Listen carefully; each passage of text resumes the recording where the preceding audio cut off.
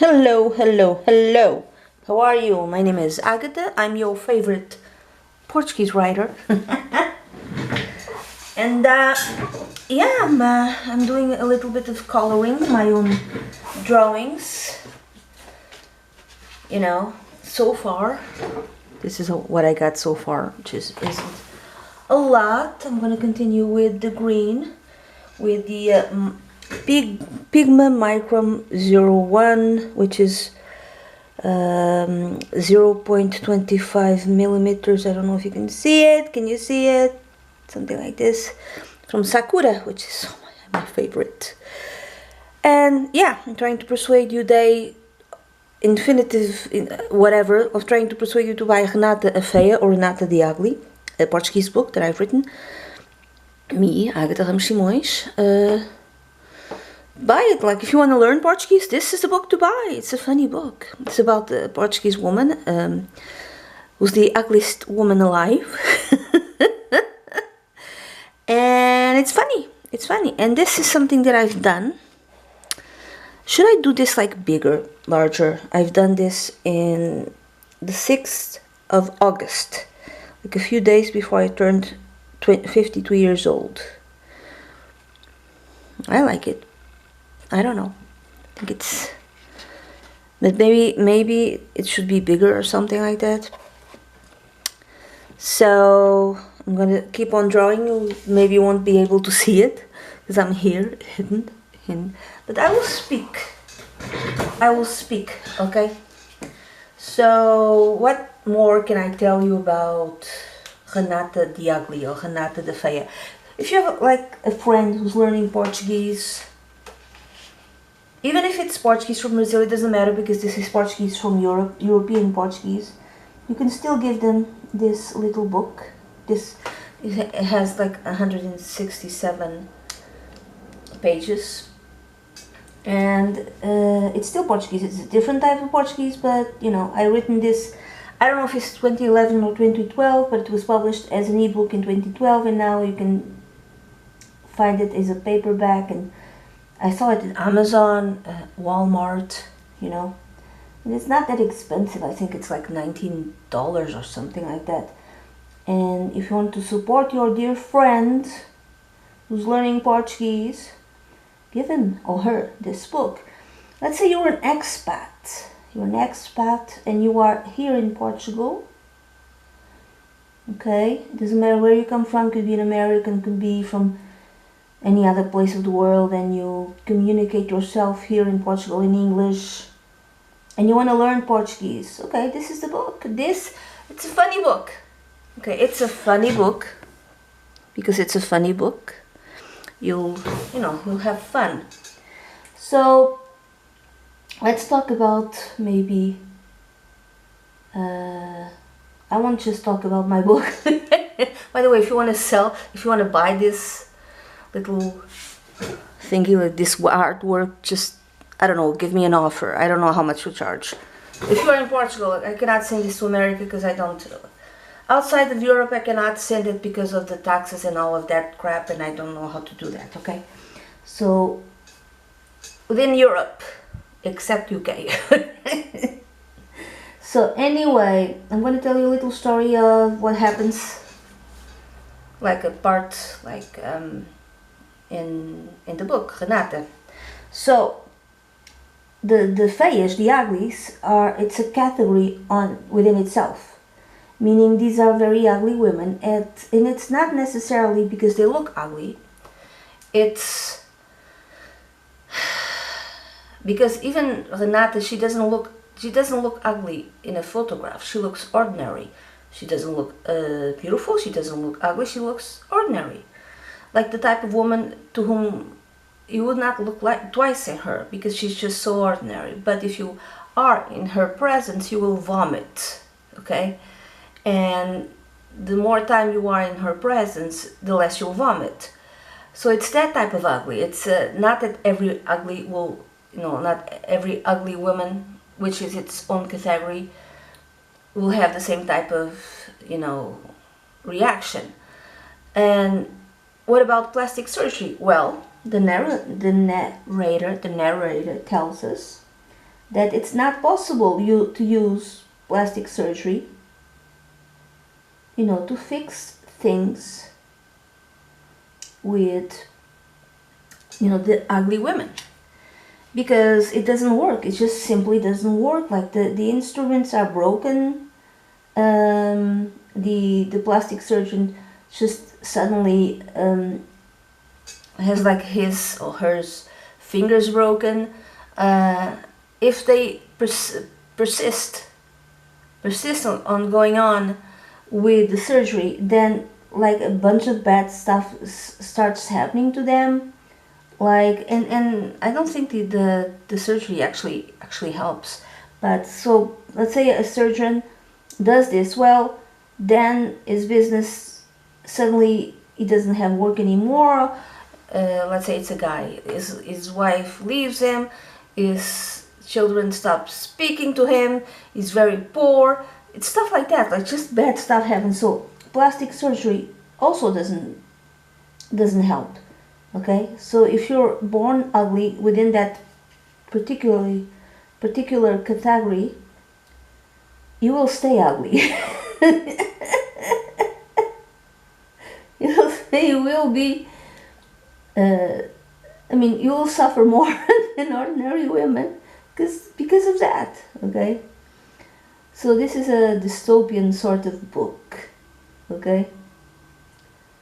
So I'm doing my little dots. I know you can't see me doing my little dots, but I'm making them. I'm doing them, and I'm gonna speak of other things now. Again, if you are in Portugal, you want to start like gathering Portuguese resources, and you want to have some fun with it. Look, buy my book, Renata, Feia. There's like below. There's the links. And where you can, it might take a while being produced, but you know, you'll have another resource for you to learn the language. Okay, anyway, it's a funny book. It will make you smile, and it's easier to learn when we are having fun. I believe everyone could agree with that, right? So this is not tragic, this is humorous, this is like it's a funny book. Well, to me it is. Anyway, what else? Let's talk about something else. Not Renata the ugly or Renata a Feia. You know what I'm seeing lately in YouTube? You know, sometimes I have like I don't know how to call this. I focus on a subject. Do you want to see what I've done so far? Tiny little thing. Nothing. I focus. Sorry.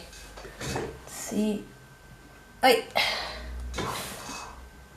focus on the subject and I search for that subject on YouTube, and I see a lot of YouTube videos about it. Why? Because I don't know.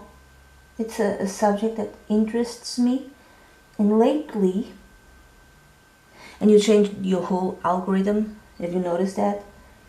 If you start doing it, so you can change your algorithm so many times just by changing your subjects. So lately I've been focusing on the secrets of Fátima and the Virgin Mary and the apparitions of the Virgin Mary today. Well, I'm not going to tell you what day it is.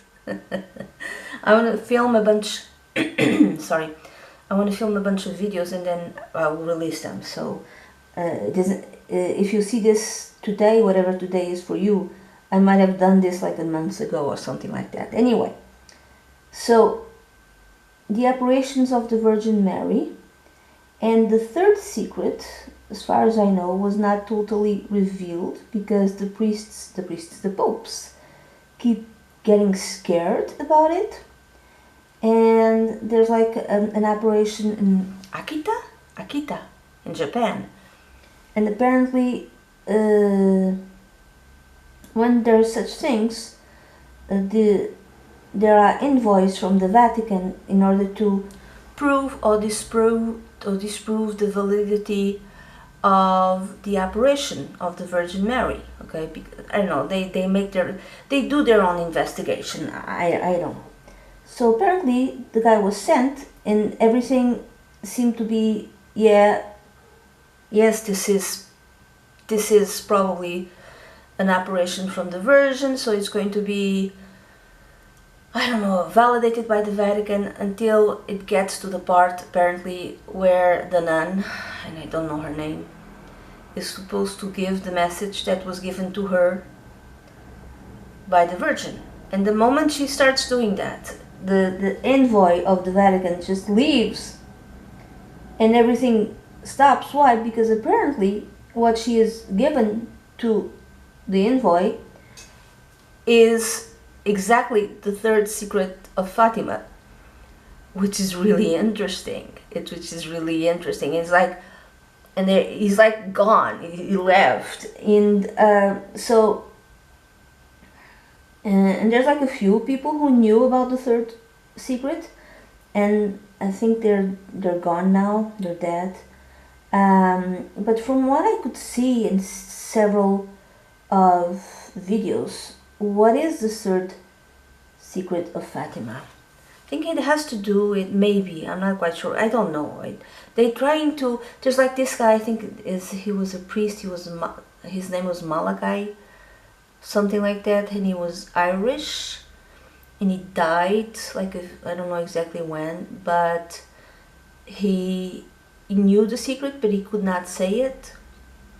And there's like this conspiracy theory that he was killed, and only after he was killed, the supposedly third secret of Fátima, when he can no longer disprove it, came to light, which was like nothing. It was nothing that anyone expected.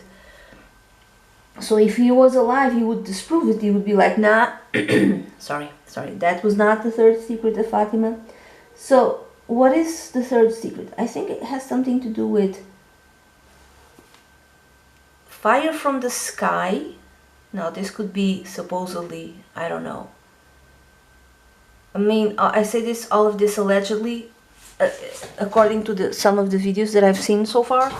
I have to see more, that it's fire from the sky if we don't repent, if we don't turn to Jesus, if we don't pray the rosary every day, if we don't, if people are not converted.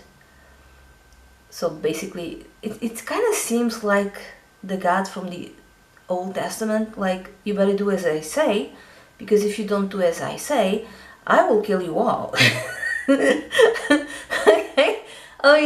I mean, it just seems like the Old Testament God, like, just like, obey me, or I will end you. I will make you extinct. I don't know. Anyway, so you have to repent. We have to pray the rosary. We have to go to, I don't know, I want to say church. Like, of course, like we have to convert ourselves, I'm guessing, into Catholicism. We have to pray for the priest, for the Pope, and for the bishops, and for the priests in Vatican. We have to pray for the conversion. I think it's Russia, because that was also said in Fátima, that you have to pray for their conversion. And if we keep going the ways that we are going, which is not very good ways, okay, well, like a reset button, God starts over and we're all dead. Not all of us, but like the majority of us, or something like that. So it's like fire from the sky. It could be a nuclear war, or it could be something else, because I'm a bit paranoid and I like conspiracy theories. Have you been following this thing of the 3-eye Atlas object? Well, the fire from the sky, I would say, my opinion this time, it's not necessarily a nuclear war, not necessarily countries attacking countries here on Earth. Like, it's not necessarily that. Could be like a bunch of aliens invading, and thus extinction of humankind. I don't know. Could be that. What else? Also, the third secret apparently has to do with the great apostasy coming from the highest levels of the church. So from what I understood from the videos that I saw, meaning from the Pope itself, himself, not herself, himself, itself, so the papacy itself. So the apostasy would be from the highest levels of the church. So that's why we have to pray for them. This is why we have to pray for the Pope, for the bishops, and apparently Pope João Paulo II, Pope John Paul II, read sorry, I don't know if it was him, but he read the secret and he was very disturbed, and he did, well, I don't know if he ordered it not to be seen again or whatever, something like that. But in one of the videos that I saw, I think Father Malachi said that he didn't do, John Paul II didn't do his duty. That Pope didn't do his duty. His duty was to reveal the secret, and he didn't do that. And he had to, when he died, this is the opinion of Father Malachi, apparently he has like hours and hours and hours of interviews in Art Bell. So was an American show connected with the paranormal and stuff like that. Anything that's weird and bizarre and different. And he has like, apparently he was interviewed many times. I have to go and seek those interviews. And he said that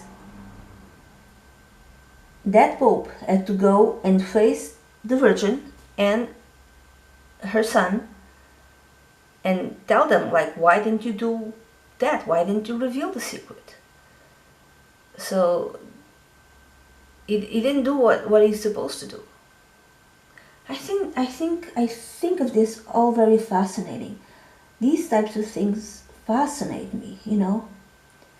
Here we go, living what we think and assume it's our normal life, and then it's not. It's not our normal life. That our life, again, I'm 52, so take that into consideration, okay? Okay, take that into consideration, because when you're older, things start making sense in a different way, okay? So at 52, I know the majority of my life, I probably already lived it, okay? I would like very much to live until I'm in my 90s, if I could. I know there are things that I can do for that, but there's other parts that I cannot do because it does not depend on me. It's not only on genetics, because both of my grandmothers lived until their 90s. It's not only dependent on the way I behave with myself, with my body, and with my life. I should be eating properly. I should be exercising and all of that. I'm not doing any of those things. It's my own fault. I should also have, like, I should be praying more. Also makes, you know, it's also very important. Like the social life, you know, my social life, I talk to my colleagues, even though it's remote work. And sometimes I like to gossip. But, you know, I go to the coffee shop, I drink my coffee, I talk to the neighbors, I talk to family. I have a social life. It's very diminished, but there's, like, I talk to people, okay? I'm an introvert. You might not see it, but I'm an introvert. So the things that I should be doing, I'm not doing in order to have, like, a longer life. I'm not exercising. I should be doing that. And I'm not eating properly. I know I should be eating in a different way. And that's on me. That's my own fault. Sorry. But imagine I'm doing all of these things. And I did all of these things properly a few years back. I did them for a while. It still doesn't say, it's still the will of the Lord to let you live a long life. Okay? It's still not completely up to you. You don't know. So after a certain age, you start considering these things. You start thinking about them, you know. You start thinking about God and spirituality, and, you know, the end of life is approaching. Am I living properly, for those who are religious, in the eyes of the Lord? You know, am I doing that which I'm supposed to be doing with my life? Because sometimes it's difficult, you know, especially for people who live in the Western world in the 21st century. We are so distracted with so many things that it's difficult to listen to ourselves, and within ourselves to listen to God. That's not very easy, okay? Anyway, I start thinking about these things because I'm getting old. Well, that's basically it. But so anything connected with prophecies and saints and all, and my religion is Catholicism. Like culturally I'm a Catholic, but within, not just culturally, I still feel very much Catholic. And I know there's a lot of things within my own religion that I don't know,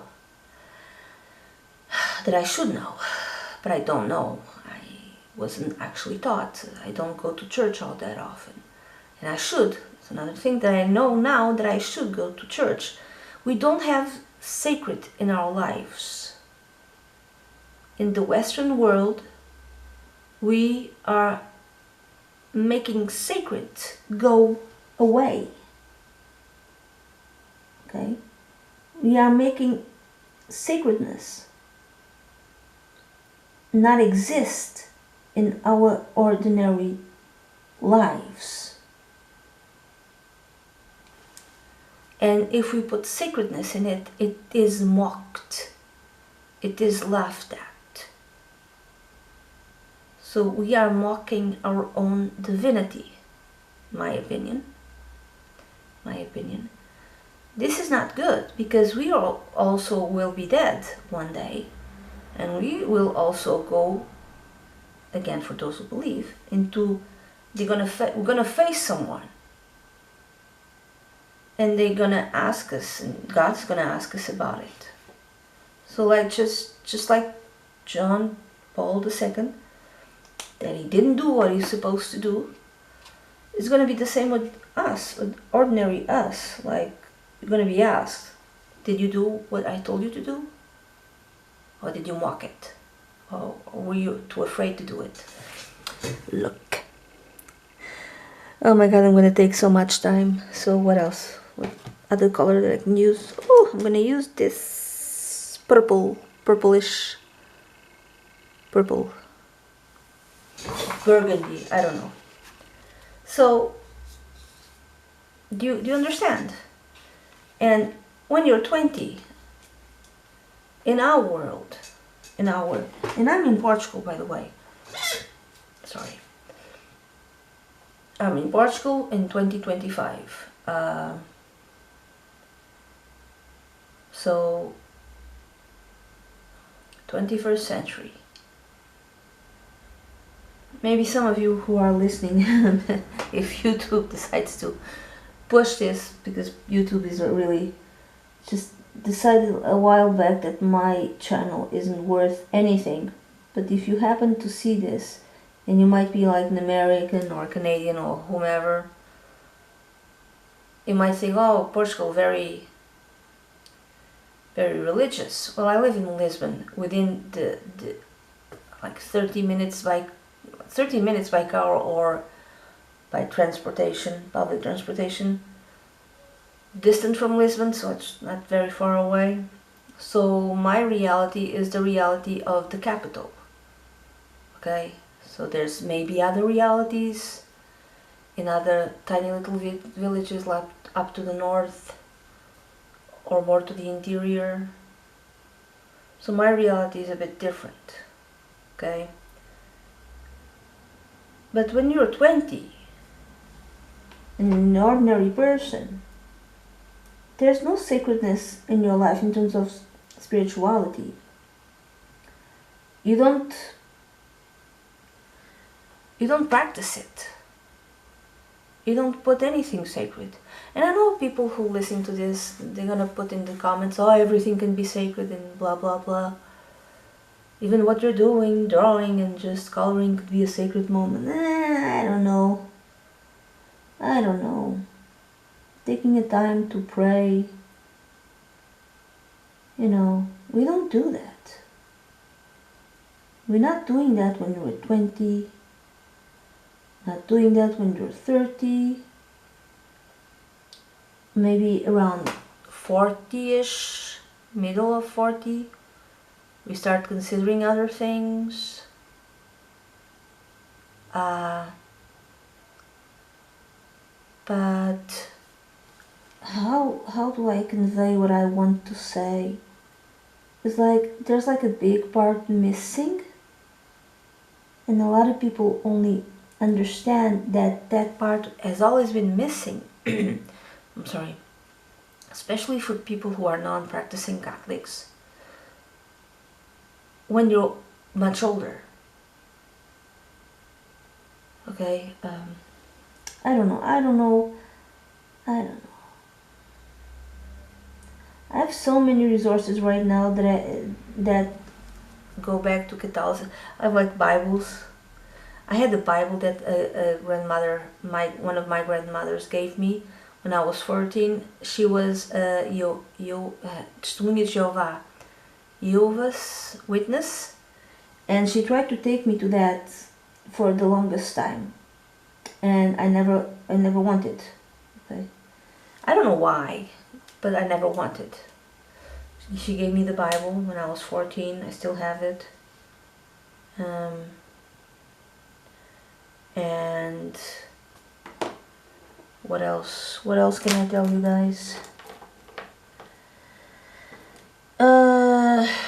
Then recently I bought new Bibles.